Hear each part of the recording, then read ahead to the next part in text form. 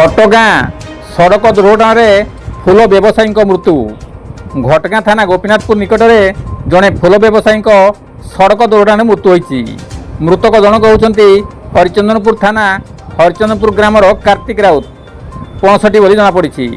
ସେ ଘଟଗାଁ ହାଟକୁ ଫୁଲ ବ୍ୟବସାୟୀ ସାରି ନିଜ ଲୁନା ଗାଡ଼ିରେ ନିଜ ଗ୍ରାମକୁ ଫେରୁଥିବା ବେଳେ ଗୋପୀନାଥପୁର ନିକଟରେ ସଡ଼କ ଦୁର୍ଘଟଣା ହୋଇଥିଲା। ଏହି ଦୁର୍ଘଟଣାରେ କାର୍ତ୍ତିକ ଗୁରୁତର ଆହତ ହୋଇଥିଲେ। ତାଙ୍କୁ ସ୍ଥାନୀୟ ଲୋକମାନେ ଗୁରୁତର ଅବସ୍ଥାରେ ଉଦ୍ଧାର କରି ହରିଚନ୍ଦନପୁର ଗୋଷ୍ଠୀ ସ୍ୱାସ୍ଥ୍ୟ କେନ୍ଦ୍ରରେ ଭର୍ତ୍ତି କରିଥିଲେ। ସେଠାରେ ଚିକିତ୍ସାଧୀନ ଅବସ୍ଥାରେ ତାଙ୍କର ମୃତ୍ୟୁ ଘଟିଛି। ଗୋବିନ୍ଦ ରାଉତଙ୍କ ରିପୋର୍ଟ, କେଡି ନ୍ୟୁଜ୍ ଓଡ଼ିଆ।